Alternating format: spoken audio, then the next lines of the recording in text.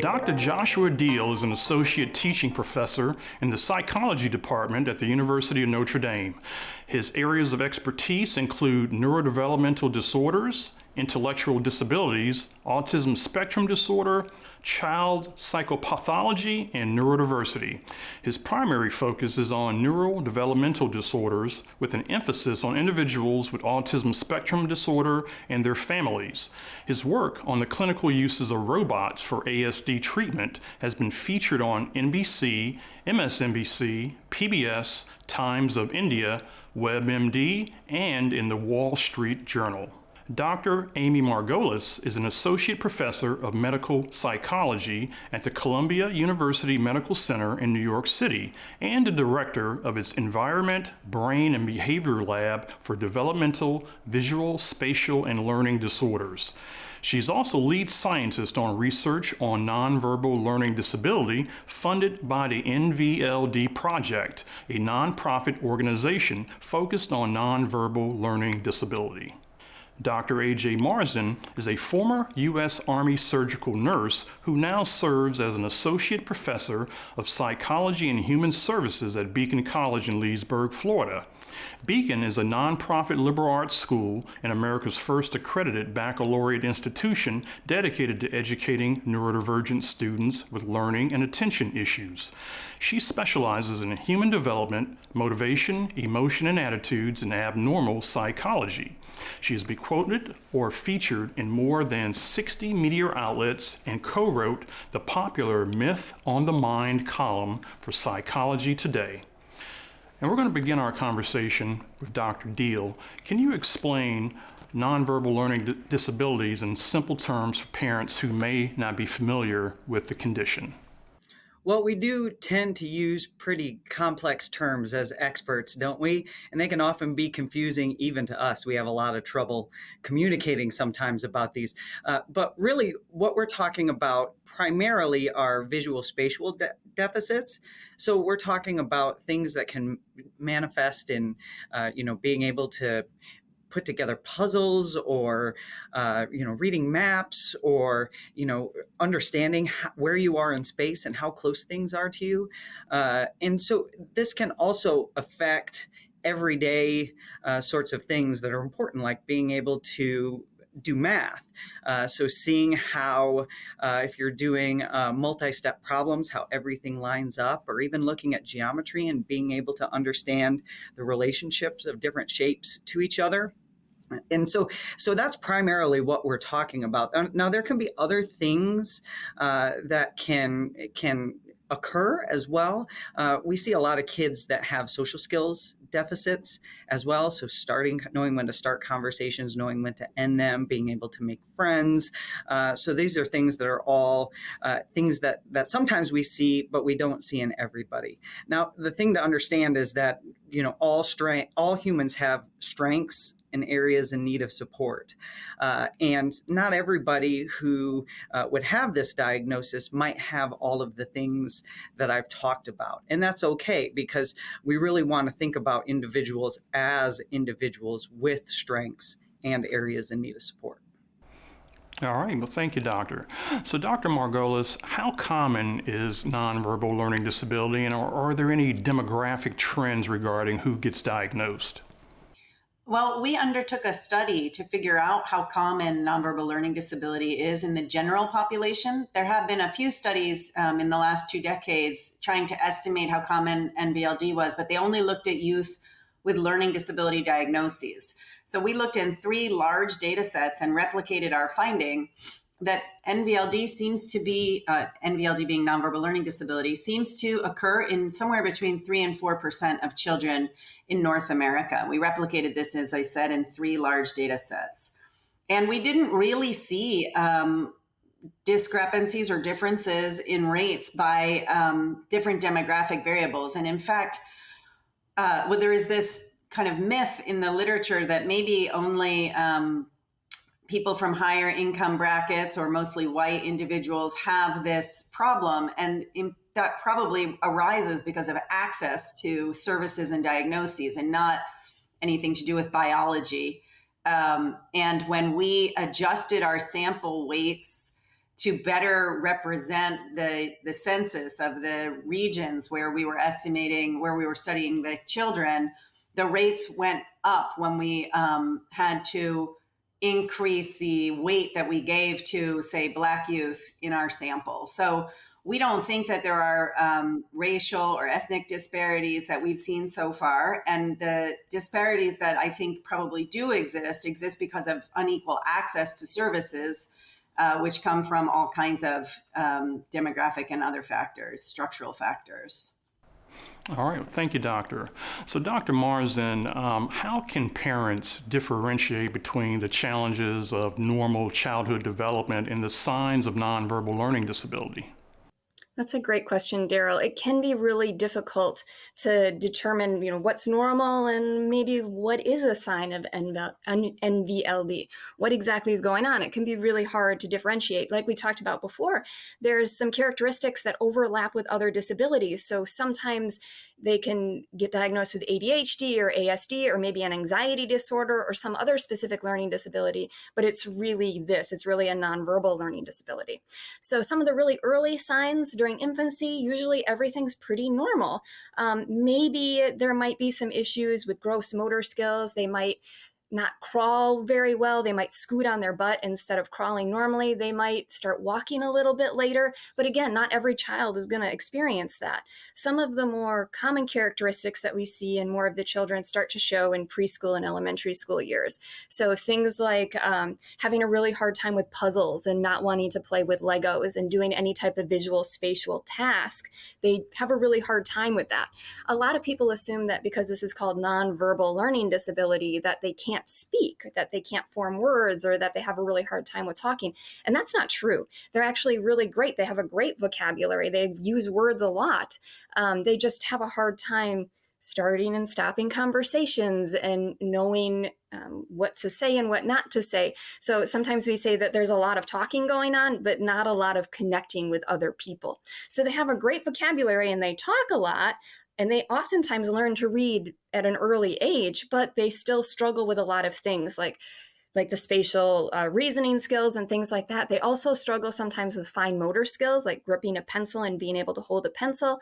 They struggle with their social abilities, and this really starts to show in the middle school years. They have a hard time socializing. They have a hard time making friends. They prefer to hang out with one person as opposed to a group of people.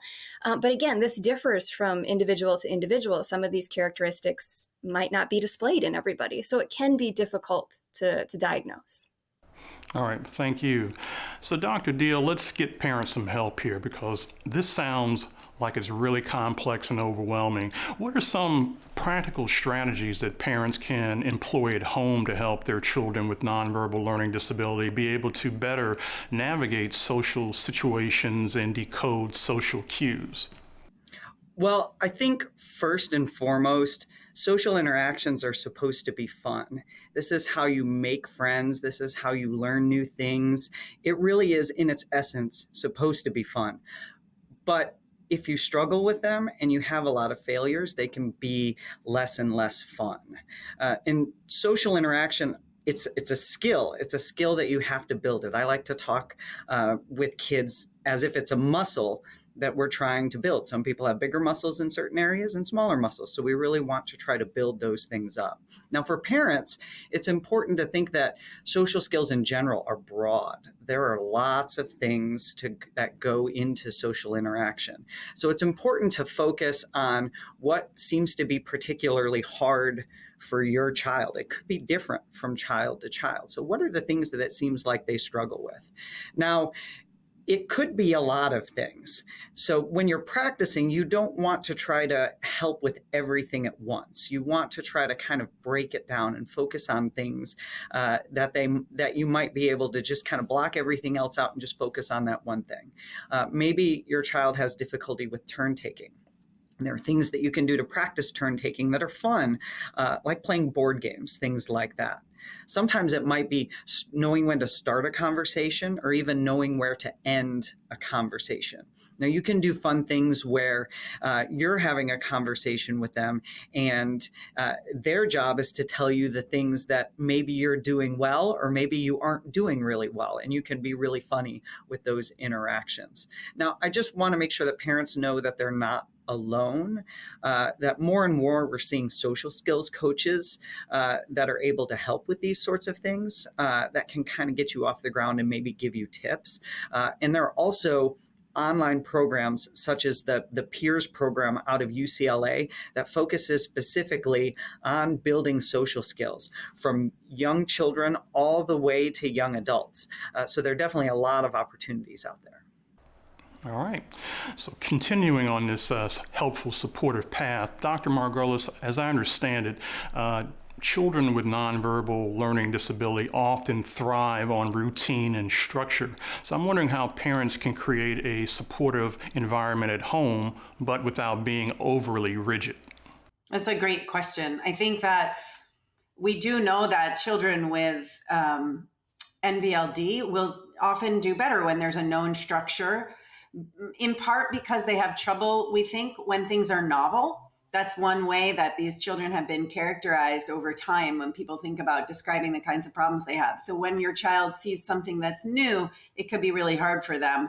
And having a structure and a routine can help keep things feeling familiar and common. And as you point out, as a parent, if you're trying to make things incredibly structured, you could end up shading into being overly rigid. And I think the way to handle that, or one way to handle that, is to talk about what you're doing with your children.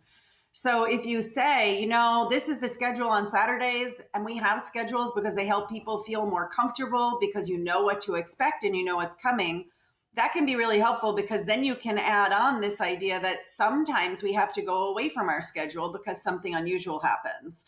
And that's okay, as long as we have the skills to recognize that something unusual is happening and then to cope with it. So what I suggest is that regardless of the age of the child, you could explain this at different levels. And as long as you're talking out loud about the way that you're trying to help shape their environment to support them, kids will start to get some awareness of what helps them. And then that will help, I think, with the flexibility versus rigidity question. All right. So, Dr. Marzin, children with nonverbal learning disability often struggle with emotional regulation. Can you provide some coping strategies that parents can teach their children to help them cope with stress and frustration better? Absolutely, absolutely. Well, we have to remember that their stress and frustration oftentimes comes from not knowing what's going on or a lack of routine or structure at home. So that's step one.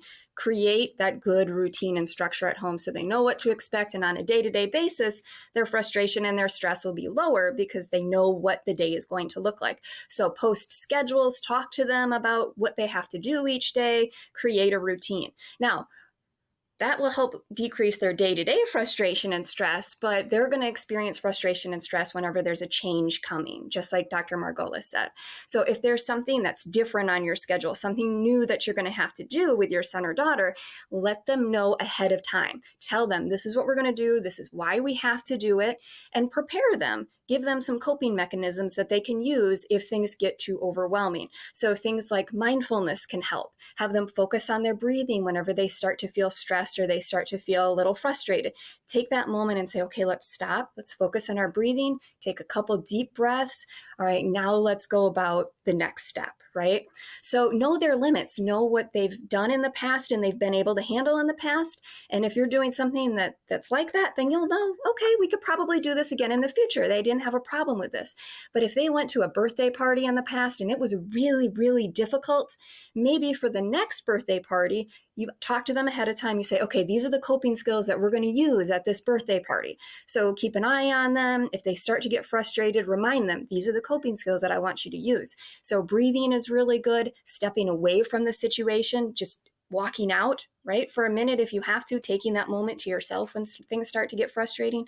Talking to your child about these coping mechanisms can be help. Telling them that it's okay to pause, take a moment, capture your breath, or even remove yourself from the situation, that it's totally okay. And then afterwards, it's important to talk to them about what happened, what they did well, what they could work on for next time, and going over just kind of a self-reflection of the whole experience so they can get more out of that for next time. Right. Dr. Deal, children with nonverbal learning disability often feel misunderstood. How can parents help build self-esteem and confidence in these children? Well, we know, and as we've already highlighted, that everybody, all human beings, have strengths and areas in need of support. I think the hard part, if you're really struggling with something, is it's right in your face. You're reminded of it at school. If you're a teenager, your peers are going to pick out the things that you're not good at and make sure that you know that. So we get a lot of that negative. We hear what our weaknesses are a lot. So in a lot of ways, we want to incorporate positivity and successes. Instead of focusing so much on criticizing for failures, we want to, be positive and supportive and acknowledge successes, acknowledge gains, even if they're small gains. Those gains can be huge in the long run. So kind of thinking about the words that we use, even things like, instead of using weaknesses, using areas in need of support or practice, just to get the idea that these aren't things that are wrong with you, but there are things that we can work on and get better. And then as they start to get better, start to acknowledge those sorts of successes. All right. So Dr. Margolis, let's take it out of the safety and comfort of the home for a minute, and let's go to the school system. So parents need to be advocates for their kids, but how can they best do that for children with nonverbal learning disabilities in the school and in their extracurricular activities to make sure that they're getting the support and accommodations that they need to be successful?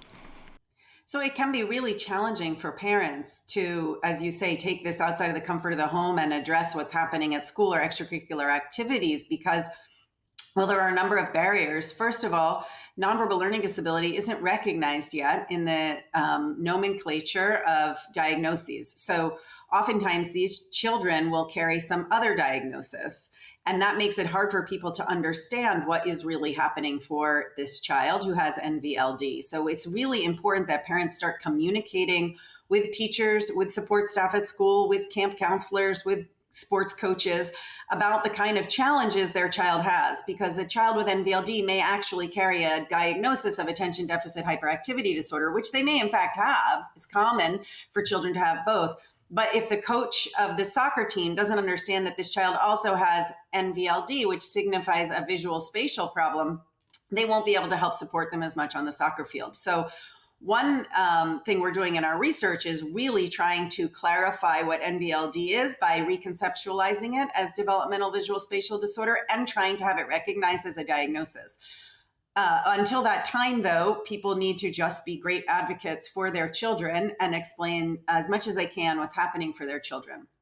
And I think the other thing that is really important that we've kind of heard about today is there are a lot of aspects of functional impairment that a child with NVLD might have. So what do I mean by functional impairment? I mean real life, everyday problems. So if we think that NVLD is really a developmental visual spatial problem, so these are youth who have visual spatial deficits or challenges, then the problems that they may have in areas, say, of executive functioning or math or motor skills or social functioning, we see as functional impairments, real world, everyday problems that arise because of the visual spatial problem.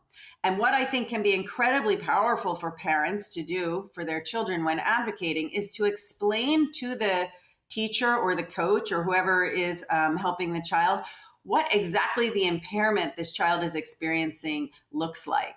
So, not all of these children have a social problem, but some do. And then specifically, what is the social difficulty? Is it getting started, or is it understanding what other kids are cueing them nonverbally? And by focusing on allowing or by describing these issues to the coaches or the teachers, you can really start to pinpoint areas that need support. And I think that between those two things of trying to really better characterize this disorder and give it a name that makes sense and get it recognized at a more national level will help. And then at the more local level, having parents be able to home in on, this is exactly the problem my child's having, and this is what helps them, and communicating that to the people around them will be useful. All right. So, Dr. Marsden, I need you to put on your therapist hat for a moment. Can you share with us some red flags that parents should look for that might indicate that their child with nonverbal learning disability might need some therapy or some additional support to be successful and to manage?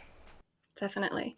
So if you have posted schedules and set a routine and you've done all of those things that we've mentioned earlier, and your child is still struggling, they're still getting overwhelmed by new situations, they're still having a hard time breaking complex problems down into simpler steps, something like occupational therapy might be really beneficial for them. So even if you've helped them and you've created a routine for them and created structure for them, and they're still really struggling with that, then it's time for an occupational therapist to come in and maybe help.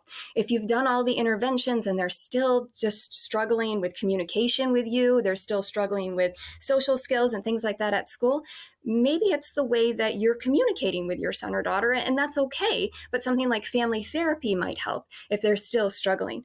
If they're having a hard time with understanding their emotions and trying to self-reflect and understand when to get angry and when not to get angry, then something like individual therapy or counseling might be really beneficial too. So the parents need to understand that they can't do everything, and it's okay to ask for help. It's okay to go to a therapist. In fact, I would recommend that even if they seem like they're thriving, having them talk to a therapist once a month just about their feelings and what's going on can be really, really beneficial. So it's okay to ask for help even if things seem like they're going okay.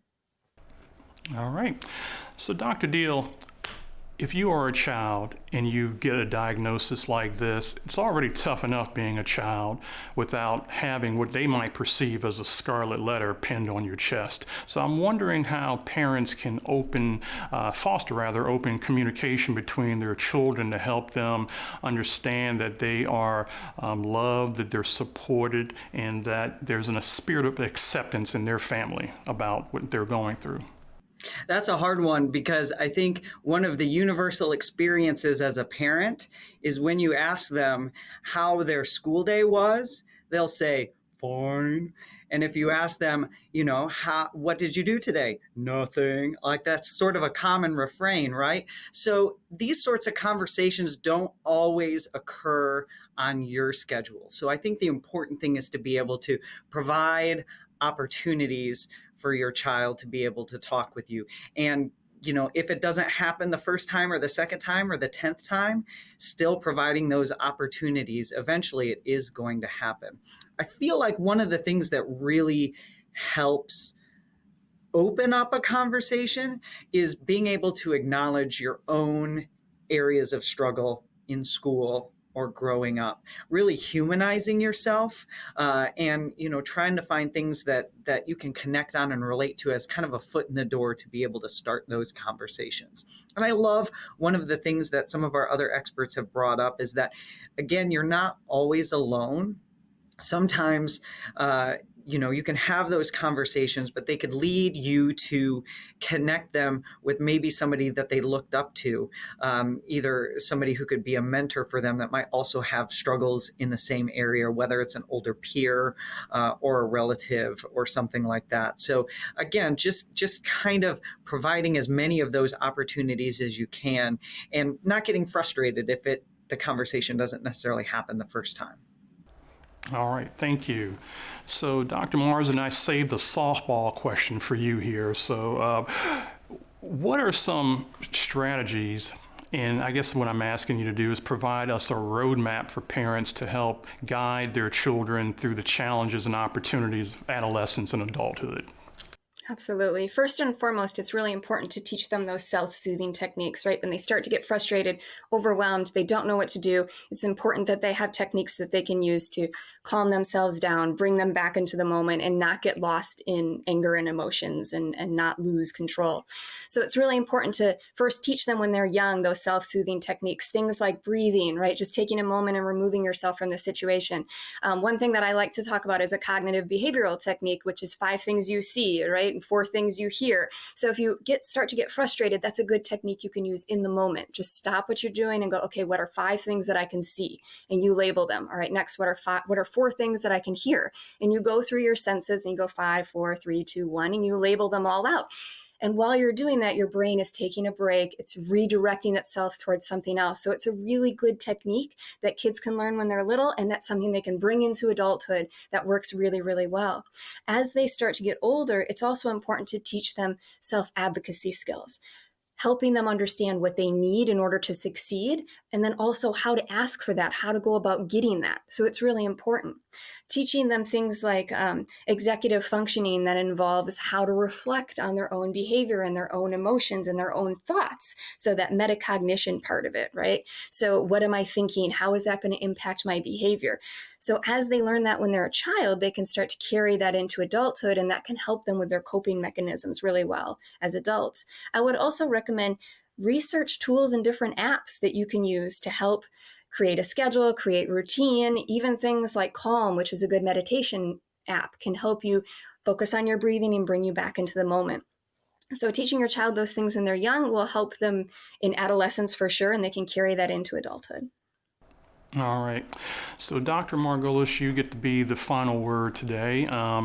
Wanted to say I was happy that you brought up the news about the campaign to rebrand nonverbal learning disability, and I'm glad we're headed in that direction.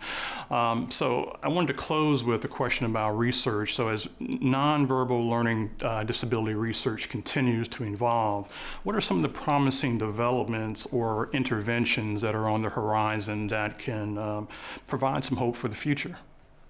I love this question, and thank you. It's actually what we're hoping to do in the next decade in the lab and with other partners, now that we've spent the last 10 years trying to understand this disorder. So we recently put out our first paper on this topic, where we think about what I call off-the-shelf known treatments. So for example, other kinds of cognitive behavioral techniques that can help with anxiety disorders may be inaccessible to youth with visual-spatial problems, in part because sometimes, for example, we'll say, I want you to imagine a place where you feel calm. And so that can be very hard. That kind of visual imagining or imagery can be really challenging for youth with NVLD. So we recently published about the kind of pitfalls that we see in commonly used cognitive behavioral techniques to address anxiety, how those may have really high demands on visual spatial abilities, and ways to modify the way that we deliver this treatment so that everybody can have access to this. Because remember, many people come to the therapy office saying, I feel anxious, and the therapist doesn't know if this person also has a visual spatial problem, because we haven't really focused on understanding that. So that's what we've done. And what I'm hoping that we will do in the next couple of years is build off of some of our research. So we took a group of children with NVLD, and they were kind enough to participate in our research study and do an MRI scan. And we had functional imaging during this study. And we showed that the brain circuit that supports visual spatial processing is functioning differently in the children with visual spatial problems and NVLD. And what I'm hoping we can do is develop behavioral interventions that will train up that circuit so that we can try and make some of these problems less significant for these children. And we'll also think about maybe trying to do something called real-time functional magnetic resonance imaging, which is where you get in the scanner and do activities in the scanner and get feedback about how that circuit is working while they're in the scanner. So those are some of the promising avenues that we hope to pursue in the coming years. And we're always looking for partners and ways to fund our research and ways to get more national representative samples involved. All right, well, thank you, Doctor. That's going to have to be the period on our conversation. Dr. Joshua Deal, Dr. Amy Margolis, Dr. A.J. Marsden. Thanks for the knowledge.